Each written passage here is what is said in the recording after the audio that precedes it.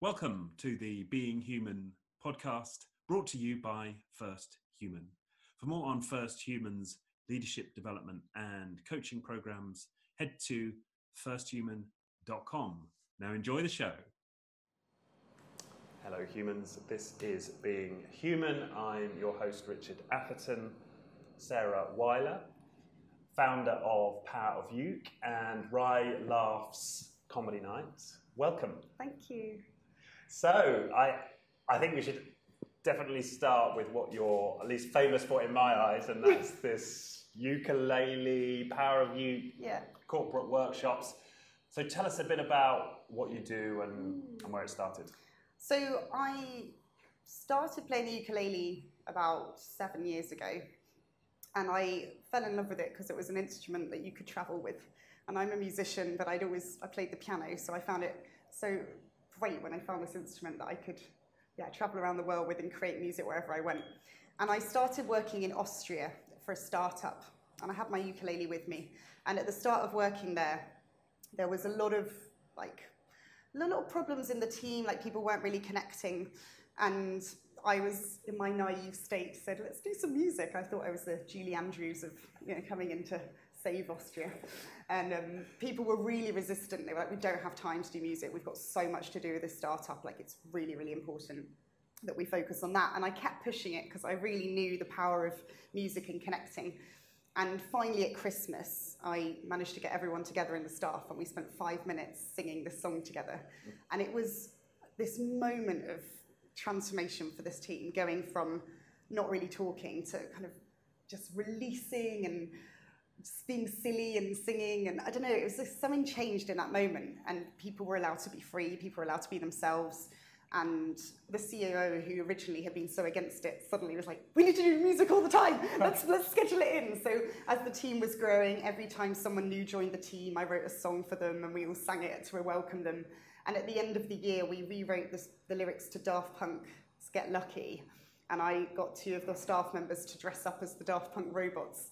And they spent a whole day making these robot costumes. And it was just this lovely moment from not bringing play into an organization to seeing how play can help people connect, how it can help people be more human. I mean, I think that's essentially what happens when we're creative, is that you can't hide. You are accessing something very authentic and very real. So that was just something that I started doing with the team.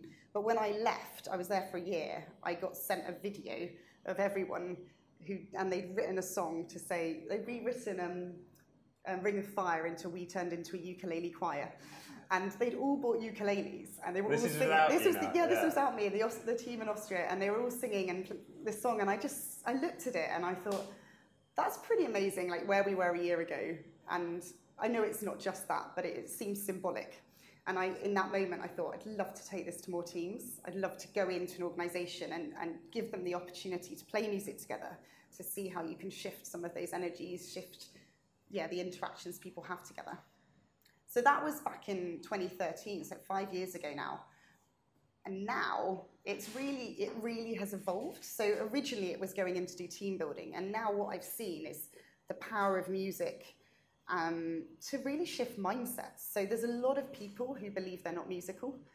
Like when I do show of hands in workshops, most people say, yeah, I'm not musical. But that's often just from an experience they've had at school.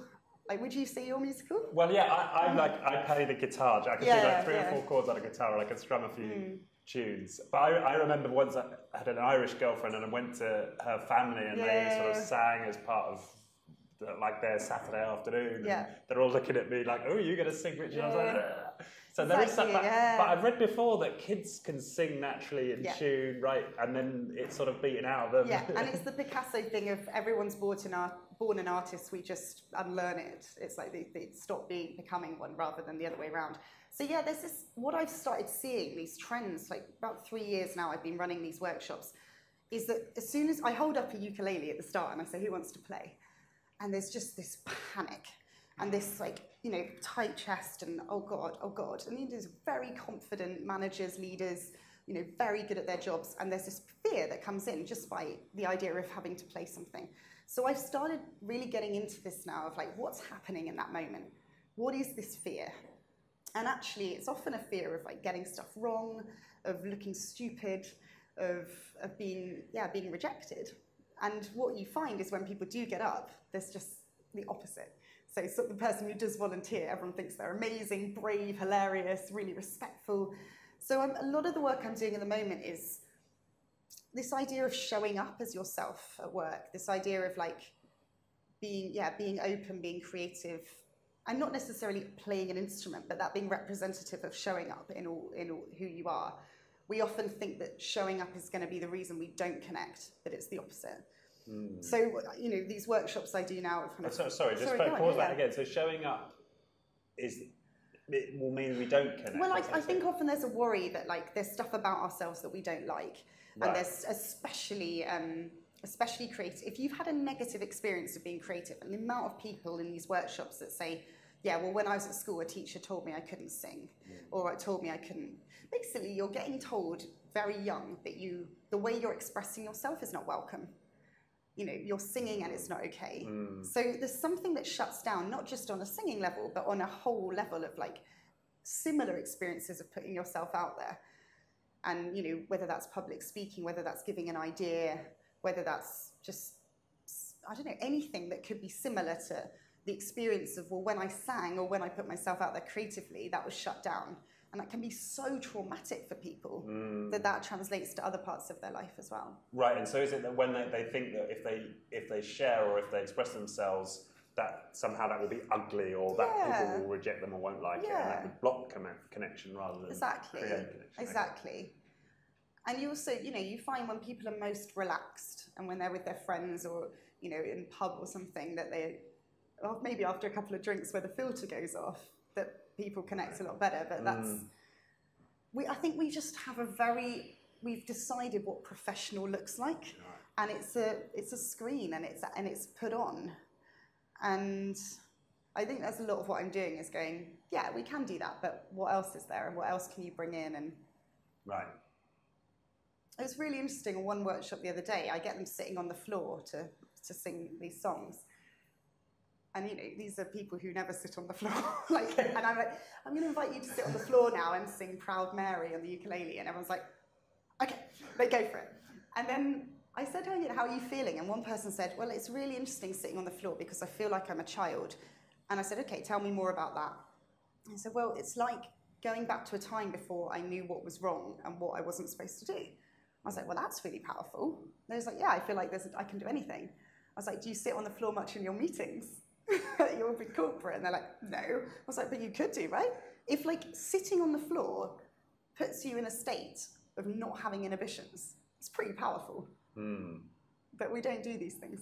Right. Yeah. Our corporate spaces aren't set up, are they, for sort of free expression? We're sort of herded into a particular seating patterns, and I can see that. And you help people break out of that. And I suppose once they've done it in one context, it becomes maybe slightly easier to do it in another. I think what is set up is a space where you just experiment with playing and doing things a bit differently and just seeing what the results are. Because often you can't trial that in a corporate environment because there's so much at stake. But you can trial it in a 3-hour workshop where there's nothing at stake apart from just experimentation. But a lot of what I do at the end is like, what is this? What's the essence of this that you can bring to your work? Maybe you can't sit on the floor, but what is the essence of this that's helping you achieve today? Right. And loosening you up. That's what I'm interested in, like, what can you translate? Right. And do you ever get anybody who just clams up completely? I mean, do you sort of refuses to? Definitely at the start.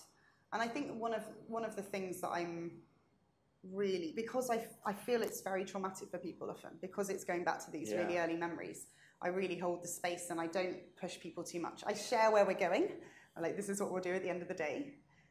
But I always check in, like, how are we feeling about that? And you have some people who are like, I don't think we're going to do it. I don't want to do it. And then it's okay. And it's just building it up really slowly so that suddenly they're playing and they're like, oh, how did that happen? Tricking them a little bit. But yeah, definitely some people at the beginning. And yeah, I had one girl who was like, I just have such negative experience in music. But within 5 minutes, she was like, this is already my favorite music experience. Like, I feel like, it's actually breaking stuff for people. So I've never had anyone that at the end doesn't want to do it, but I've definitely had resistance at the start. Oh, that's impressive. You've never had anybody who ultimately had that. Well, that just goes to show you that it's in everyone, right? Oh, absolutely. Well, and I really believe that. And so because I think if you've got someone who's saying, you are going to do this, and there's no doubt in my mind that people won't do it, because it's all in their head. And you have you hold the faith for them, I suppose, until they're ready to. I mean, I say, you put a finger there. And for those who are just listening, we've just got the ukulele out. That is one chord. So that already is putting one finger there and pressing that. One string, you're already playing. So people go, I can't do it, and then they already can within 1 minute. And they go, oh, okay, that wasn't so hard. Right. They were also a bit annoyed. They're like, oh, didn't want to be able to do this. Right. Right, yeah, because they had a stance and now they've sort of contradicted that. But I won't be able to. I'm just not musical.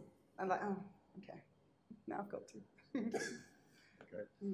Yeah, it's reminding me a little bit of my family setup. So I know that my mother sometimes, if my dad started to sing, it would be, oh, don't be silly, don't be silly, Colin. Yeah. And so I think that was, and maybe that's similar in a lot of childhoods, is there's sort of creative expression can often be, even, so we're thinking about it being a corporate issue, but how much of it is really a family issue that gets played out. Absolutely.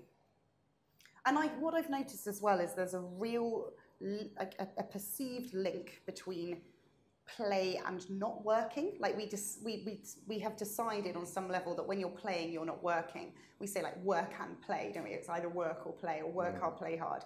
We don't see that play could help the work, and that play is a means to like actually just getting to an answer more quickly.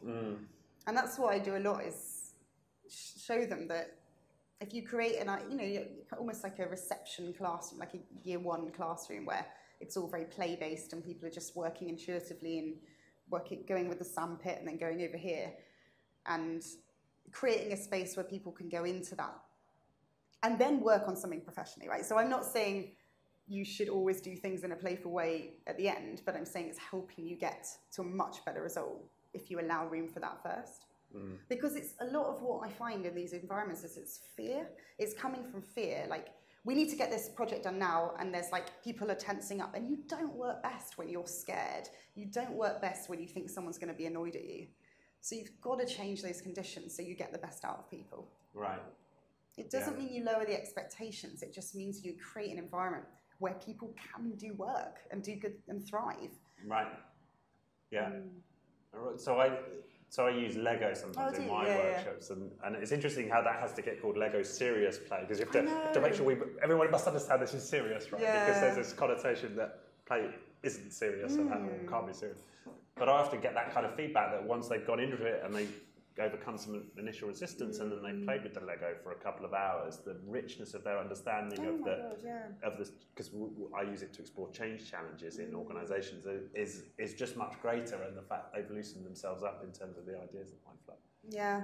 So, yeah. Do you get people resisting at the beginning? Yeah, I can't build, or I don't know. Okay.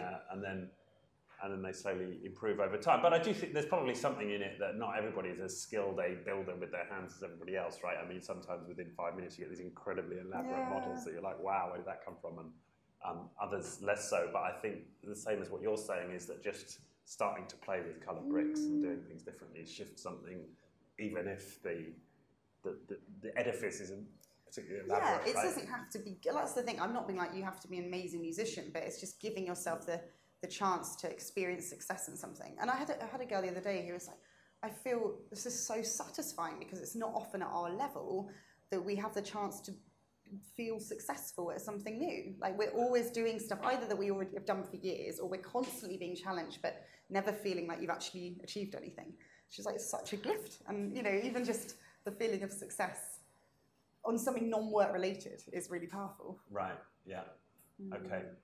So it's probably a good moment to. I've got some listener questions. Oh, right. Okay. Which relate to your workshop. So I thought.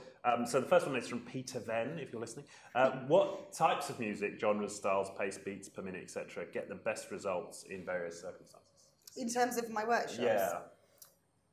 Interesting. So I do a lot of. There's this thing called the 4-chord medley.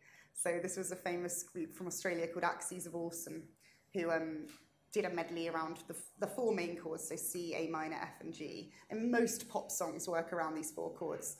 So I've got a whole booklet of songs that use these four chords. So things like Don't Stop Believing, Brimful of Asher, Proud Mary, Three Little Birds. And what I found works really well is splitting up the groups so that everyone has a chord each.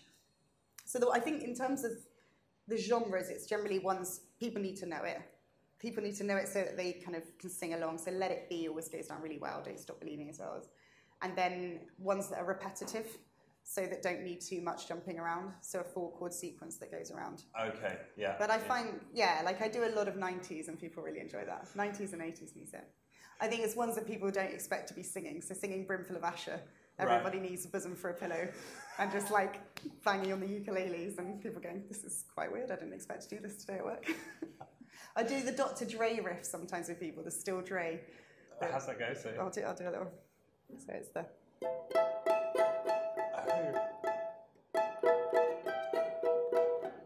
Wait a minute. So we do that with, and I taught that with EY, with Ernst & Young, and this girl was like, if I go home and tell my boyfriend I learned the Dr. Dre riff, he'll think I have the coolest job in the world. I was like, that's nice. Yeah, you don't expect that to come out on a ukulele, but it just send it to Dr. Dre. His feedback. Okay, another question from Verpi. What's the difference between the learning to play part of your workshop and the songwriting part? Oh, that's interesting. Yeah, so the first half of it is always, like breaking down the four chords.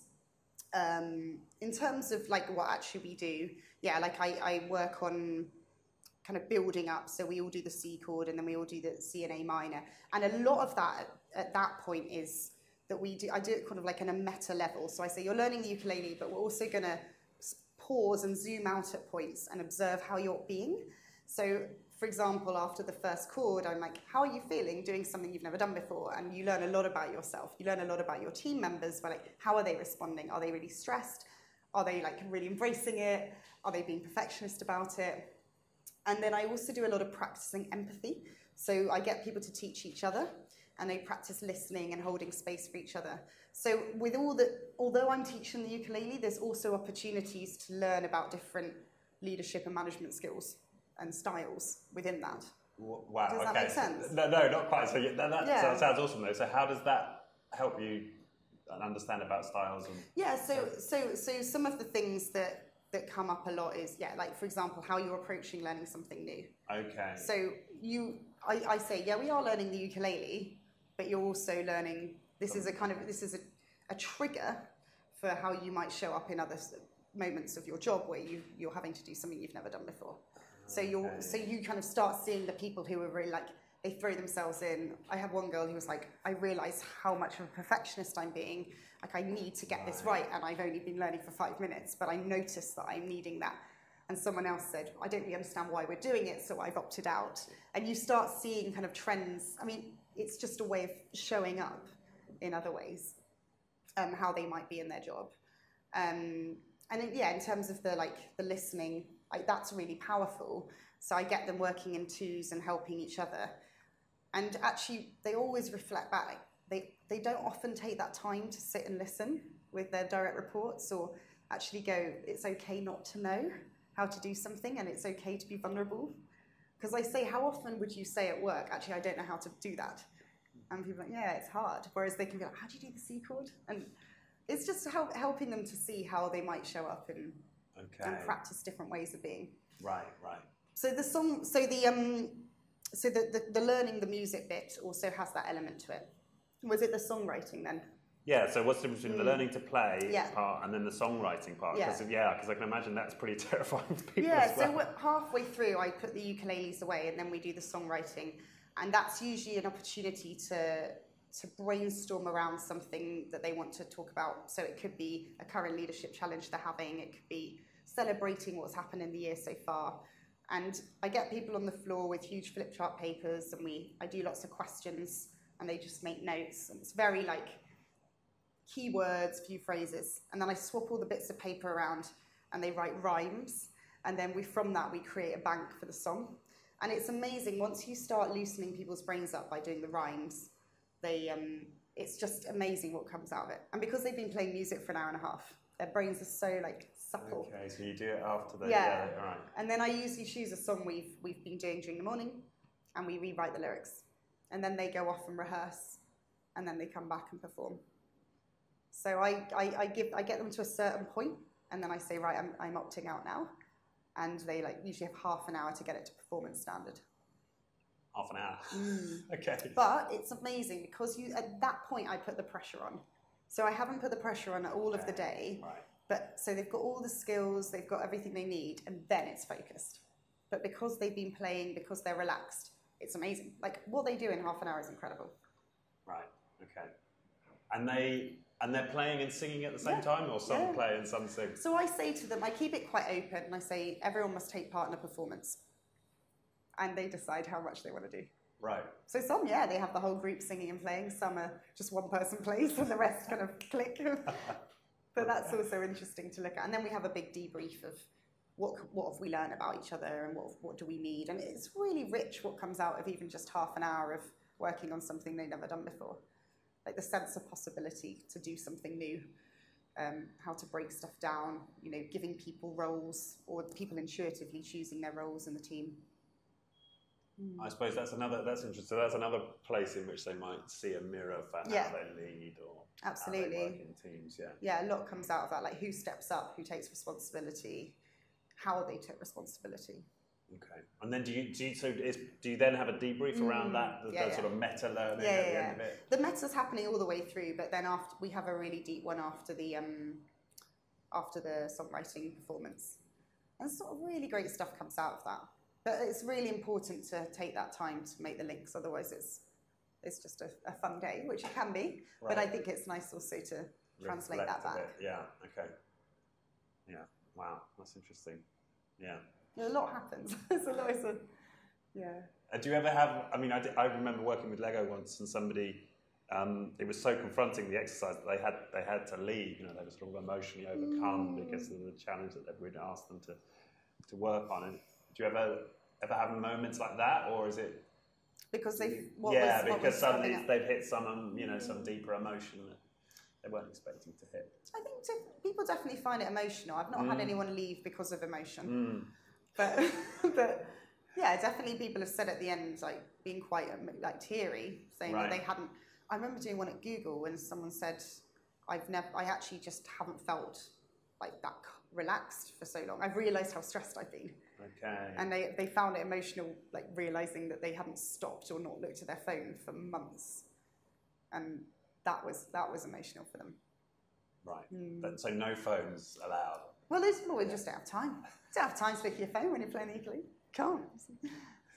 It's not even not allowed, it's just that you don't. It's funny. And I always, about an hour in, I say, has anyone thought about work? And no one has. Because you're just so focused on learning something new. Brilliant. Yeah, because you throw them in to such an extent that they have to. Right. So it's a brain break, if anything. Even if nothing else, it's a chance to recharge your brain. Right. And one of our previous guests, Dr. Theo Companole, talks a lot about how we need to give ourselves these brain breaks. And how that improves our intellectual productivity, because we're not particularly well designed to be multitasking. No. Right? Our brain doesn't. There's always switching costs. And 20 minutes or something, is it, to switch? Right, in terms of the loss, I think to actually switch from one task to the next takes about 20 minutes. There's also, I love, Einstein used to play the violin to work out maths problems. So it's using the right or left side of the brain. Okay. So if you start the beginning of the workshop with a problem that you need to work on, you write it down, and then you play music for 3 hours, and then you come back to it, usually your brain has been working on it, but in a different way. Wow, okay. And how do you find selling this then? Because do people always come to you? Do you ever find yourself in a position where you're having to sort of sell this as a concept to an executive? Yeah, absolutely. Like I approach a lot of companies. The best way though is that people have come and had a taster, because once they've been in it and they've felt it, they're really enthusiastic. But I find until they've done it, they go, sounds interesting, but they can't quite understand. how it could translate. And so when you are going in and you're selling it, what do you tend to sell as being the benefits of it? Because I can imagine there might be some people listening who are inspired by this conversation, wanting to do other creative things, and they're not quite sure how to sell it to their boss. So I think one of the things is that you're giving people a space to understand themselves better. Right. So it's experiential learning. So you're doing something non-work related in a way to understand yourself as a leader better.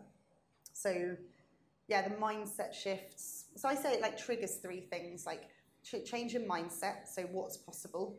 This kind of growth mindset, if you know about like Carol Dweck, the idea that our brain's a muscle and we can always learn. And fixed mindset being that you can either do something or you can't. So helping people to adopt a growth mindset. But also culture shifting, so understanding how to bring in more play, understanding how to connect with people more on a human level. And then, like I was saying, this kind of bringing your whole self to work as a way to strengthen. I remember one guy said, now I've seen my boss play the ukulele, I'm not scared of him anymore. Because he sat there playing a yellow ukulele. You know what I mean? It just somehow makes it all a bit easier. And then also productivity. So learning like hacks of how to get stuff done quickly.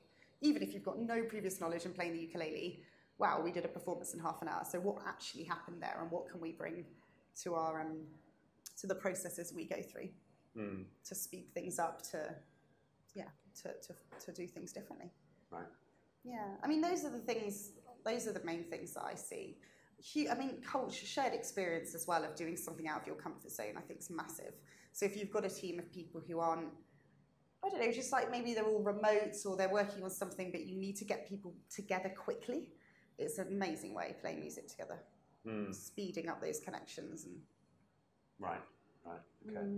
And you also do it at the end of conferences, I understand. So that's the songwriting. So at the end of conferences, I often do whole audience songwriting, where I give everyone pieces of paper, they reflect on what they've got out of the day, and then in 20 minutes, we just put it into lyrics and then sing.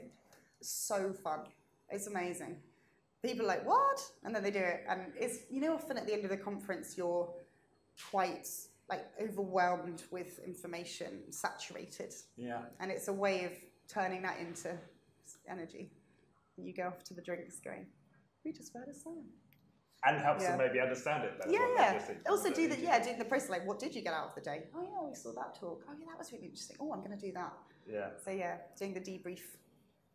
And do you ever do it in your comedy? You've got a comedy club as well. I did do it once. Yeah, I did do it once at Christmas, which was fun. And you got the whole audience involved. What gave them ukuleles? Oh no! So the songwriting conferences, I don't give everyone ukuleles. We just do the songwriting. Right. Okay. So and then you play. I play, because it's in 20 minutes. That's a lot of teaching, and But also, I don't have 100 ukuleles, so it's quite good to. Yeah, I give people percussion though. Right. But yeah, I've done it a bit at the comedy night, and I did it at a wedding last weekend. It's like wrote a song with the wedding party. Right. I think it was a little bit too late in the day, the amount of alcohol that had been consumed. But hey, it was fun. Right. And have you ever booked Frank Skinner? Because he's obviously a big ukulele guy, isn't he? No, I haven't, no. I think, no. It's okay, yeah. Well, we've got a shared history there, because I used to run, in a former life, run a comedy club. Yeah, you used to run a comedy club? Yeah. Which one was it? The 99 Club. I helped start that with James Warrenecki. So for those that's a big chain of comedy clubs in London, Very cool. I stepped away from that. But yeah, I did immediately think of Frank Skinner when it's all comedy you can do. But. So you started performing comedy as well? Yeah, that's right, at the beginning. Yeah. What was your comedy about? Confessional. Okay. Very confessional. And yeah, I shared this on another podcast actually. And I did a gig called Monkey Business, which you might know in North London. The host said, okay, the acts tonight, some of them you'll see on your TV screens in 10 years' time. Some of them you'll never see again.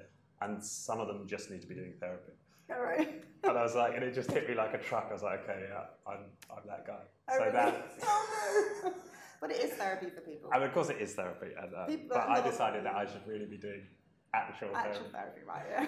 So yeah, went off in that direction. I know. You often see people on stage going, is this the right platform? Maybe. Whatever works for people. Okay. It's a lot cheaper. It's ultimately people start paying you. Yeah. Getting paid to do therapy. Yeah. Right. Okay. So the other thing, which is of interest, maybe for people who've seen your TED talk. You've done a TEDx talk, right? And you talked a lot about quitting. That was the theme, and quitting, not to quit. So tell us a bit more about that message. So it was called Knowing When to Quit. Yeah. So I have had a lot of career changes. I used to be a secondary school teacher, and I've done lots of different projects over the years. I always had a strong sense when a project needed to end, or that it wasn't making me happy anymore. But I also felt a lot of shame around quitting, because there was a sense that I should keep going, whatever. However I felt, I should keep going. And that felt like a society message of resilience and grit, and you've just got to keep going. And I think that's an appropriate message sometimes, but I was noticing that it was being taken to the extreme. A lot of people I saw around me were staying in jobs and relationships and all sorts of things that were making them very, very unhappy. But the reason they didn't is because I can't quit. And this not quitting became this unsurmountable thing. And so what I was interested in, so when I got selected to do the TED Talk, I put out on Facebook and a few social media platforms, like, has anyone ever had this experience of wanting to quit but not being able to? And I was absolutely inundated with stories from people, really personal, sad stories of the cost of them not quitting something that they knew they needed to quit, and how we need to have more of an open dialogue around quitting. So this was what the talk was around, saying, actually, if one of the biggest fears is that we'll be judged for quitting, then we just need to take away that judgment and do what's right. Because then it's not about whether you should quit or not. It's about whether stuff serves you. And sometimes it will serve you to continue, and sometimes it will serve you to stop. Right. And it's knowing yourself and checking in with your body and checking in with what actually is the right thing for you to do in that moment. Right.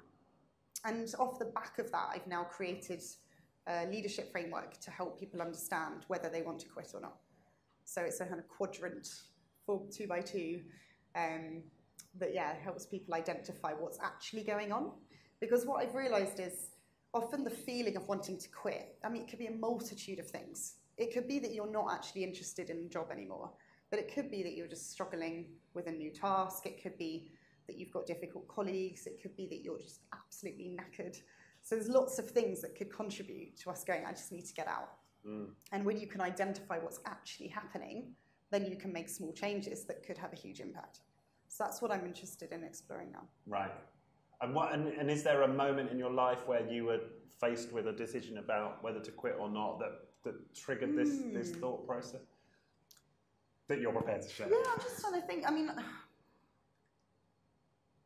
I think it's a multitude of things. So obviously, I was a secondary school teacher for 3 years. I knew that it wasn't making me happy, and I made that decision to leave.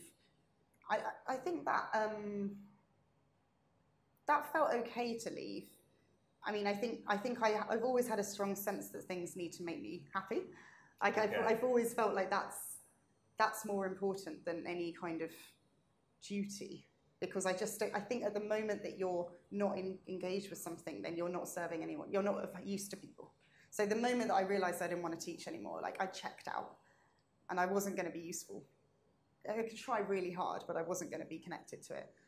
So I think it's just because I then went freelance and tried out loads of different projects and experimented, a lot off the back of John Williams' 30-day challenge and Screw It. So John Williams was a previous guest who enables people through a 30-day process, right, to find their passion and turn it into a business. Yeah. But I think what it was more is that I had spent a lot of time, because I had various projects that I started and then stopped. Like my first startup was running Colombian music workshops in schools. That was probably a moment I could talk about.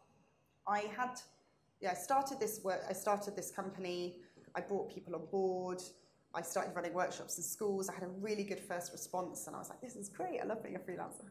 And then it was like the summer term, and everyone was free, so they were replying and asking to book workshops. And then it got to the autumn, and I was like, no one has booked. No one wants to do it. And I was like, but I've got to keep going. I've said I'll do this now. And for about 6 months, pushed it. And was looking for funding and looking to bring other people on board. But I knew deep down I didn't want to do it. And a friend, I did a coaching session with a friend, and she said, what would your ideal life look like in a year's time? And we plotted it all out and all the stuff I'd be doing. And she was like, you haven't written down your business that you're running. Right. Why are you doing it? And I was like, this moment of, oh yeah, I don't know. And it's that thing that's been niggling, and you know it's not working, but you don't really want to have to do anything about it because of all the the practical things of having to close down a website, let people go, the emotional, oh, I've tried this thing and it didn't work. So I really resisted closing down that business. I really felt scared. And then I spoke to a few more people who would also run businesses, and they were just like, the thing you want to do is okay. It's not the end of the world. And just having that permission. And I went through all the options, could I bring someone else on board? Could I get funding? I just was like, I don't want to do it. It was just a headspace thing. I was like, I don't want this in my life anymore. And the relief I felt and knowing I wasn't going to run it was just all I needed to know. But I did close it down, and a lot of friends and family were like, oh, it's such a shame. And there was no one said, well done for noticing what you need to do, well done for making a brave decision, well done for doing what makes you happy. It was all really very negative response from most people. That you hadn't. There was a real loss. Yeah, it was a real shame that it hadn't worked out. And I think that's what's so hard. This is why people continue pushing. I think you've got to notice whether it's a kind of a positive push or a really painful push. I think there's a subtle difference between going along with something just for the sake of it and there's an energy. Obviously you have to work hard at things, but there's a different energy when you're invested to when you're no longer invested. I don't know if you've ever stopped something or carried on something that you weren't invested in anymore and how that felt. Right, yeah, God, when have I sort of slogged on with something? Slog, yeah. It's a good question. When have I slogged on? So probably your brain doesn't want to recall it, right? You don't want to recall the pain of when you've been in that position, or admit to yourself that you stuck with something when really it wasn't the right thing. I suppose I might have, possibly I have the opposite problem, is that I quit relatively easily. I've chopped through a lot of careers when I felt like, oh, okay, this isn't, with the comedy thing, I was within a few days of that realisation that, oh no, it's actually therapy I need to be doing, I'd sort of wound down the comedy thing. But there's some clarity there, isn't there? Yeah. But I'm sure I've been in moments where, that's been true for me. And if it hasn't, then it probably means you're one of the few that does just trust what you need to do. But I think that, it's interesting. I think there's times when we do need to keep going with things and times when we don't. And knowing that difference is about listening to yourself and taking time to go, what do I need? What's the right thing? Yeah. And can you see how your matrix, so your 4-box grid might have helped you in that moment with the startup? So just for people who are listening, that might be interesting. So what might have been the questions you'd have asked yourself looking back that might have helped? So the quadrant is, I won't share it all now, but the 2 axes are the level of discomfort and the level of interest. So I would have been like, how interested am I in running this startup? And looked at that separately, and then be like, what is the discomfort right now? And is there something I can do about that discomfort? So the interest is how bought in am I to this idea of, because it was all around teaching languages through music and having more authentic experiences of culture in learning Spanish at schools. So I was really interested in that idea. I really cared about it. So I did have a high interest in it. But I also, the discomfort was around just what it would take to get this startup off the ground, especially working in schools where there's not much money and, working on my own pretty much on the back end of stuff. The role I was playing in it wasn't very energizing. So there might have been things where I'd said, what would energize me more in this? What role could I play? Who might I need to bring in? And do I care enough about the end goal to do all those changes? Right. I think it was the right decision to stop that. Definitely. Yeah. I think it was. And I think it's always up. Yeah, the question I will always ask is, what is the discomfort, and can I do anything about it? Because if you can't, if if you're working for an organisation and the values of the organisation are ones that you disagree with and you're clashing with and you just fundamentally can't get on board with it, that's not going to change. Okay. But if it's like, oh, I don't really get on with my boss, well, maybe you could have a conversation and work hard at that relationship. Or the tasks I'm doing day to day are really dull. Okay, well, ask to do different things. You know, it doesn't have to be, this is never going to change, I need to leave. So yeah, inquire into the nature of the discomfort. Yeah. And then how do you tease out, is this discomfort that's like serving me in some, this is like a level of stress I just need to go through to get there? Or is this, as you say, something that's telling me I'm on the wrong path? So this is what I was really interested in. Because when I did my TED talk, I just talked about discomfort generally. And since doing it, I've been like, no, there's a whole level of discomfort that I haven't looked at. And this is why, like, actually, I think my TED talk, I don't agree with it all now, even though it was only like 6 months ago. But I've gone into this new level. So I started doing this clowning course. I don't know if you know about clowning. As in like, top red noses? Yeah, kind of like mime/comedy. Anyway, I was 6 weeks into an 8-week course, and I was like, oh, I don't really want to do this anymore. But I was like, ooh, I'm interested now. I'm curious of what's actually happening. And I was like, am I struggling because I don't want to do it and I'm just not interested? Or am I struggling because it's got hard and actually this is an opportunity for me to grow? And so that's why I got really interested in these ideas of discomfort and disinterest, because sometimes there's a discomfort and actually you should push through. It's an opportunity. It's an opportunity to grow, maybe to have a difficult conversation, maybe to like speak in public. There is a discomfort and your inclination is to go, I just need to get out. But there's other discomforts that might be psychological or like maybe just the team environment is actually really like not good for your mental health, or the hours you're working is unsustainable. So I think maybe there's a second question. There's what is the discomfort, and is this a discomfort that I want right now? And there'll be times of our life where we really seek out discomfort and we'll be seeking out that challenge and that development. And there'll be other times where we say, actually, we've had enough discomfort. I need to feel good at something now. Okay. So kind of fluctuating between growth and flow and the whole time. Right. I can see there's something in there where this is a discomfort that will pass because it's part of my journey to get to somewhere else, and just discomfort that is sort of baked into my environment, and it's telling me I'm in the wrong environment. Absolutely, and so and I think that's where the interest is interesting, because if I'm working in a job and it's like, I think when I started teaching, it was really hard. I was like huge steep learning curve, but I was really wanted to be a teacher, so I was up for that. I was up for that discomfort. As I got less and less interested in being a teacher, that discomfort became much more negative, because I felt like I was pushing just to get through something. And for short periods of time, you might need to go through something that you're not interested in, that's feeling discomfort. But if you sustain that for too long, that's when you want to quit. So that's what in this quadrant I've said, every part of the quadrant is fine and necessary, and we need to go through all of it. But if you stay in one bit for too long, that's where it gets unsustainable. Even if we're in a flow state for too long with no challenge, we'll get bored. For some people, that will be longer than others. Right, and the flow state for people is? Yeah, so that I've called that where you're having a high level of interest but a low level of discomfort. So things you're really into it, really interested, but you are not feeling, not feeling that challenge, you're just kind of in it, you're just feeling really engaged in it. Right, okay. Okay, so you mentioned Dweck there. What was her name? Carol Dweck. Carol Dweck, who, in terms of growth mindset, are there any other big influences for you in developing your ideas? I do think John Williams, actually, in terms of one of the things that I don't know if it was his idea, but it was definitely something I got from him of this.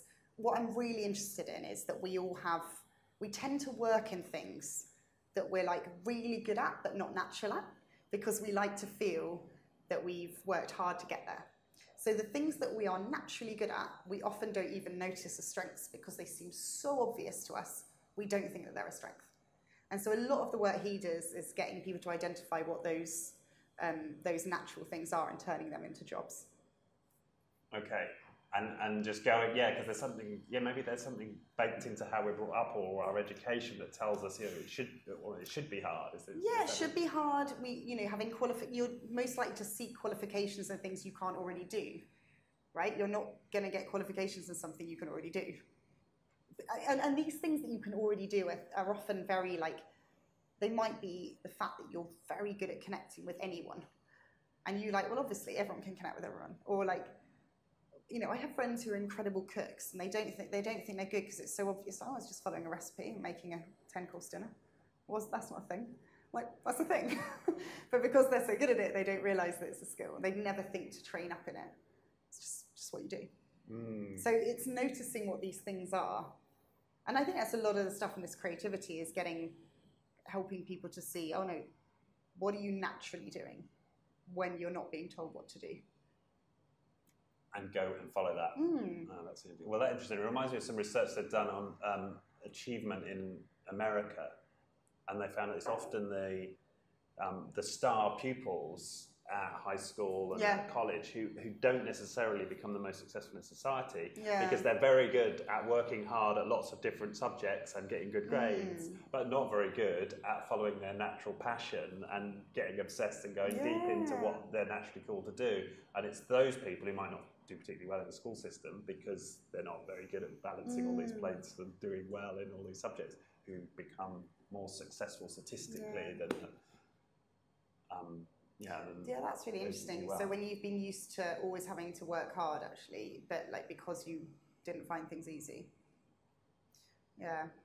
What do you think your things are that are natural skills that you wouldn't even, maybe you don't, and maybe we're not aware of these so much, but have you discovered anything that you thought everyone could do, but actually is really unique to you? Well, often people tell me like that they're terrified of the idea of facilitating a workshop. Yeah. Right. Or even just speaking. Yeah. I've never had. No, that's not true. I used to get quite nervous sometimes. Well, actually, comedy. Yeah. People would be like, "How the hell do you go on stage and do that?" And of course, it was difficult, and especially when you bomb it, it really is hard. Right? It's not like I'm denying that, but I suppose I had a natural facility to get on stage and share stuff, or facilitate a room of difficult people. Or nice people, you know, that I have a natural affinity to do. Yeah, those are the two that spring to mind most obviously. I do think it's interesting we don't value the things that we're natural at because we haven't had to work hard at them.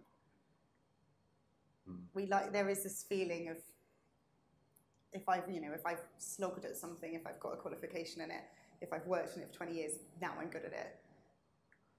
And that things that come easily aren't worth noting.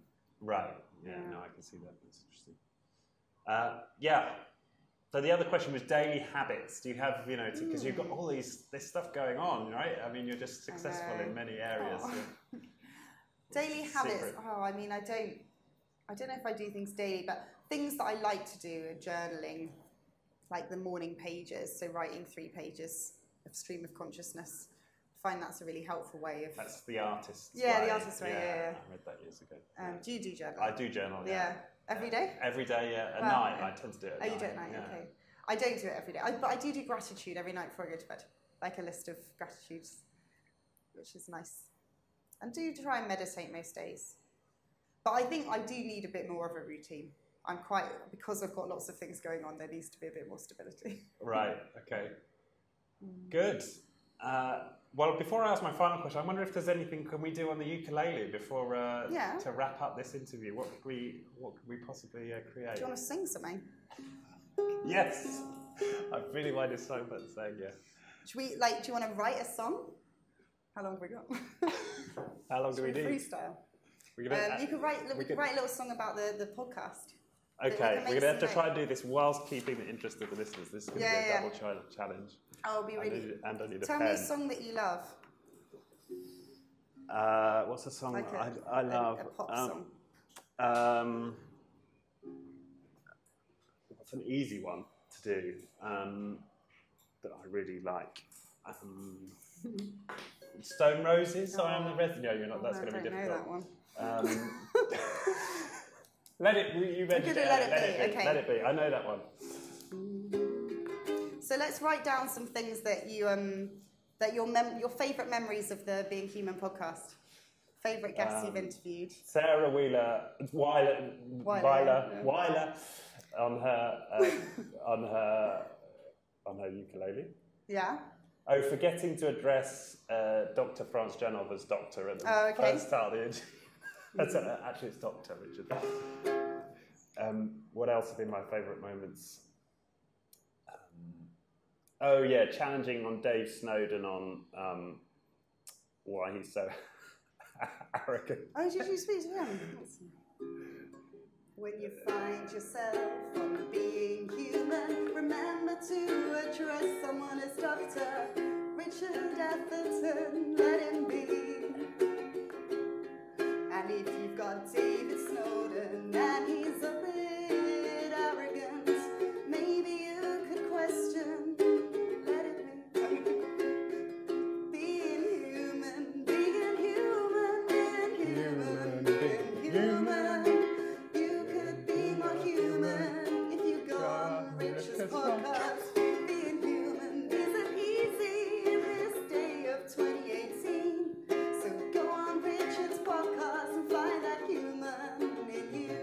I don't know, this is any other memories? Oh, and if you are a comedian, make sure you're doing it for the right reasons.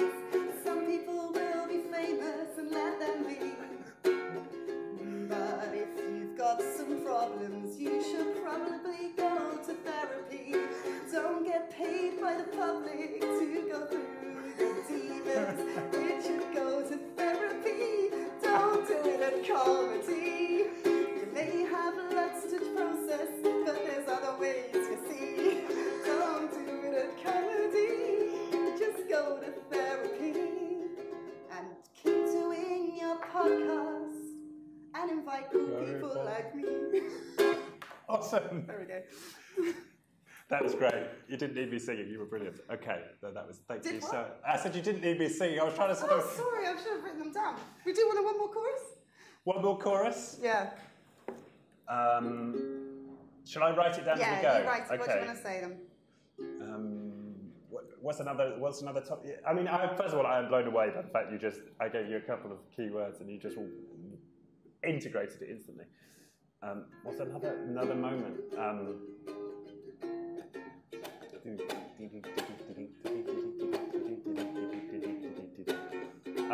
So there is a moment with Dr. Franz Janov, who we had on, where we did come up with this idea of writing a book, because that was all about the birth experience and how it affects us as adults, our birth. And she was like, well, yes, we should definitely write a book with everybody's horrific birth experiences and how it's impacted us. And I was like, that was kind of came out of a bolt from... So let's get that down to the verse. So, how do you say it, Doctor? Dr. Franz Janov. And, Dr. Franz Janov told us. Oh, so what you said, she said that we should all... that we should write a book that catalogues people's horrific birth experiences. Dr. Franz Janov said we should write a book that catalogues everyone's birthing experiences. That would be a good read. Yeah, it's a bit too many syllables, but let's go for it for now. You can sing. Okay. So Dr. Franz Janov said we should write a book that catalogues everyone's birthing experiences. That would be a good read. That would be a good read. That would be a good read. That would be a good read. That would be a good read. Read about my birth. Let me read. Okay. Yeah, I mean, it's probably not going to be number one. But tough topic, but well done. Thanks very much. Well done, you. All right, final question. All my guests. So, Sarah Weiler, to you, what does it mean to be human? Live life. Just do what you need to do. Show up. Have fun. Connect. Play music. Play music. Okay. Thank you very much. And finally, for people who want to get more of Sarah Weiler, where's the best places to check you out? So, powerofuke.com is my ukulele website. Weiler's Comedy Night. It's the comedy night I run. And I'm Sarah Ukulele on Instagram for our Ugrammers. Okay. Thank you so much. Thank you. Thank you for your time.